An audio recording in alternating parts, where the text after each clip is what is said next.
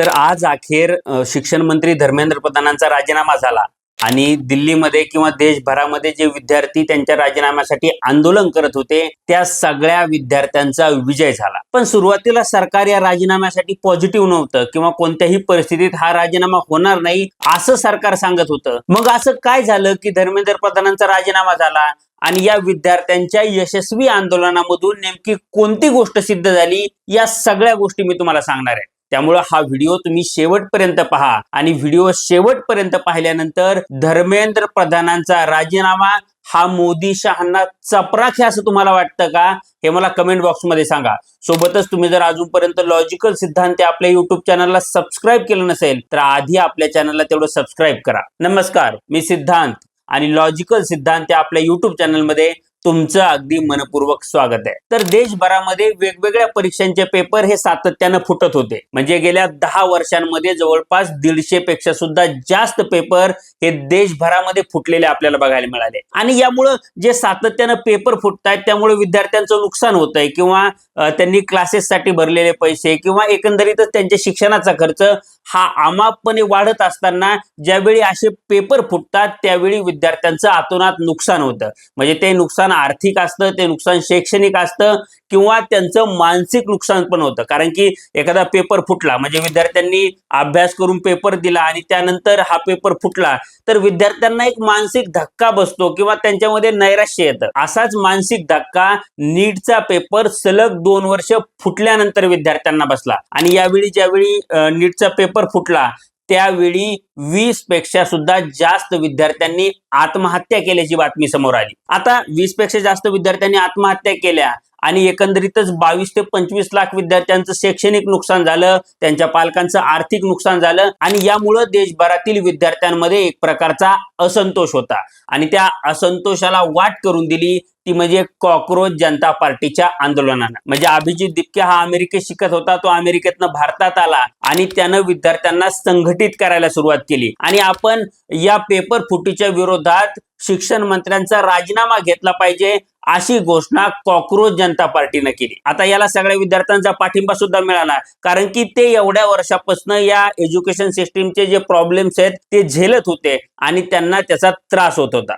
आता हे आंदोलन सुरू झाल्यानंतर सुरुवातीला सरकारने या आंदोलनाकडे दुर्लक्ष केलं। नेहमीप्रमाणे पंतप्रधान नरेंद्र मोदी याविषयी काहीच बोलले नाहीत। म्हणजे अगदी काल परवापर्यंत सुद्धा मोदी याविषयी काही बोलत नव्हते। म्हणजे काल परवा त्यांनी इंस्टाग्रामवर एक व्हिडिओ अपलोड केला आणि त्यावेळी ते पहिल्यांदा या पेपर फुटीच्या बाबतीत बोललेले आपल्याला बघायला मिळाले। आता सरकार काही बोलत नव्हतं, सरकार या आंदोलनाकडे लक्ष देत नव्हतं। सुरुवातीला मीडियाने आंदोलन कव्हर केलं आणि त्यानंतर हे आंदोलन कव्हर करणं सुद्धा बंद झालं। कदाचित सरकारकडनं त्यांना तशा प्रकारच्या इन्स्ट्रक्शन आल्या असतील। आता देशातला जो हिंदी मीडिया आहे, ज्याला आपण देशातला नॅशनल मीडिया म्हणतो, तो मीडिया सरकारला विकला गेलाय हे सातत्यानं दिसत होतं। त्यामुळे ते कव्हर करत नव्हते आणि दिल्लीमध्ये ज्यावेळी कॉकरोच जनता पार्टीचं धरणे आंदोलन सुरू झालं आणि सोनम वांगचुक यांनी उपोषण सुरू केलं त्यावेळी सुद्धा मीडियानं त्यांना तसा प्रतिसाद दिला नाही। आता आंदोलनाच्या 16व्या 17व्या दिवशी ज्यावेळी त्यांची तब्येत बिघडायला लागली तेव्हा सोशल मीडियावर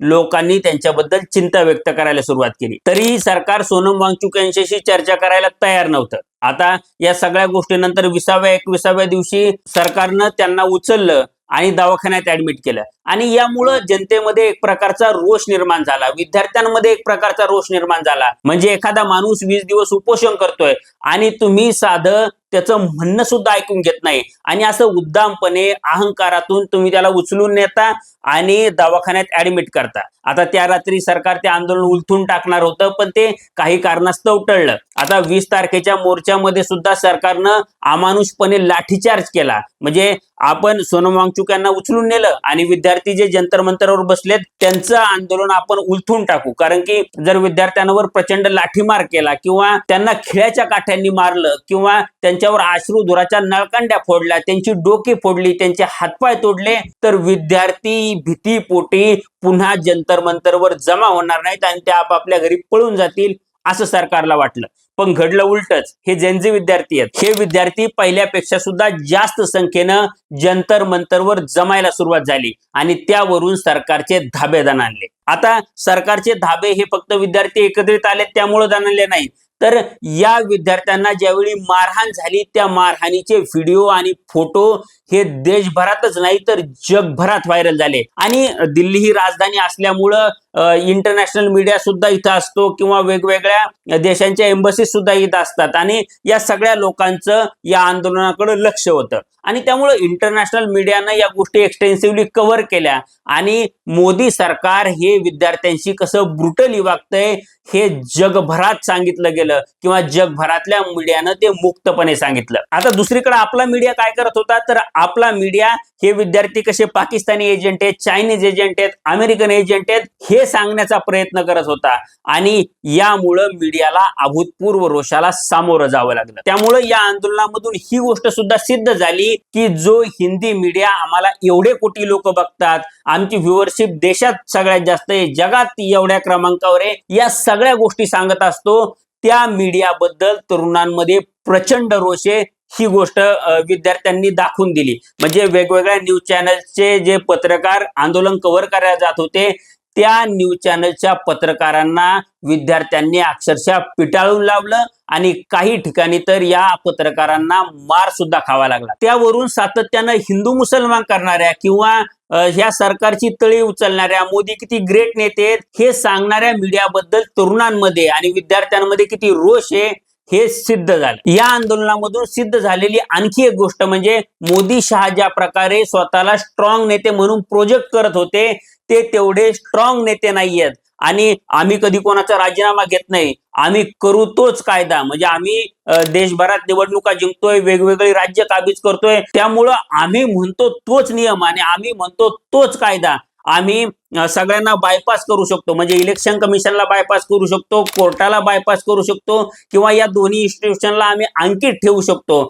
आणि कोणी विरोधी पक्षातला नेता बोलला, कार्यकर्ता बोलला तर आम्ही त्याच्या मागे ईडी सीबीआय लावू शकतो आणि यातून सगळ्यांनी आमच्या अंकित राहिलं पाहिजे किंवा सगळ्यांनी आमच्या मुठीमध्ये राहिलं पाहिजे याचा प्रयत्न मोदी शहा करत होते आणि या प्रयत्नांना तरुणांनी एक प्रकारे चपराक दिलेली आपल्याला बघायला मिळते. म्हणजे मोदी शहाच्या हुकुमशाही प्रवृत्तीला तरुणांनी चॅलेंज केलं आणि आम्ही मोदी शहांना झुकवू शकतो हे दाखवून दिलं. आता ही गोष्ट या विद्यार्थ्यांनी करून दाखवल्यामुळं गेल्या 10 ते 12 वर्षांमध्ये जे भीतीचं वातावरण होतं, म्हणजे कोणी रस्त्यावर उतरत नव्हतं आणि आपण रस्त्यावर उतरलो, आंदोलन केलं किंवा एखाद्या मुद्द्यावर जर बोललो तर सरकार आपल्याकडे लक्ष देत नाही आणि सरकार एवढं स्ट्रॉंग आहे की ते त्यांची भूमिका बदलत नाही, त्यामुळे आंदोलन करून काही उपयोग नाही, हा मेसेज जनतेमध्ये गेलेला होता आणि तो मेसेज पुसण्याचं काम हे या विद्यार्थ्यांनी करून दाखवलं. म्हणजे आम्ही तुम्हाला निवडून देऊ शकतो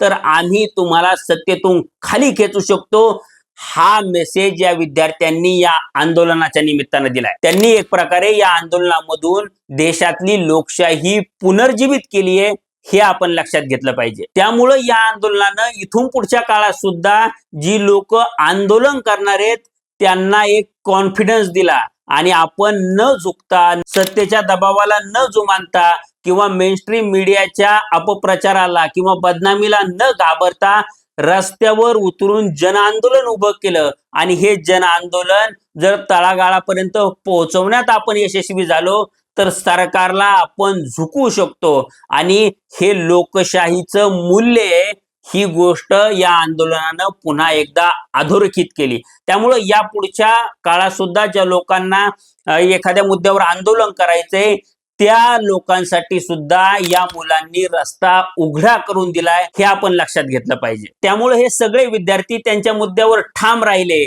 आणि त्यांनी अतिशय आक्रमकपणे आणि स्वतःची एकजूट ढळू न देता सरकारला अकाउंटेबल ठरवलं आणि धर्मेंद्र प्रधानांचा राजीनामा मिळवला, त्याबद्दल त्यांचं मनपूर्वक अभिनंदन. याशिवाय त्यांनी देशातली लोकशाही पुनर्जीवित केली आणि ज्या नेत्यांना आपण देशाचे हुकुमशाह झालोय किंवा सर्वशक्तिमान झालोय असा अहंकार निर्माण झाला होता त्या नेत्यांना सुद्धा तुम्ही लोकशाही देशाचे निवडून दिलेले प्रतिनिधी आहात, त्यामुळं तुम्ही निवडून दिलेल्या प्रतिनिधीसारखं जबाबदारीपूर्वक वागलं पाहिजे याची जाणीव करून दिली. त्यामुळे या विद्यार्थ्यांचं पुन्हा एकदा अभिनंदन आणि तुम्ही जो विजय मिळवला तो देशासाठी दिशादर्शक असणारे, देशाच्या लोकशाहीसाठी दीपस्तंभ असणारे याबद्दल सुद्धा तुमचं तिसऱ्यांदा अभिनंदन. आता हे सगळं विश्लेषण ऐकल्यानंतर किंवा या विद्यार्थ्यांचं हे यश बघितल्यानंतर धर्मेंद्र प्रधानांच्या राजीनाम्याबद्दल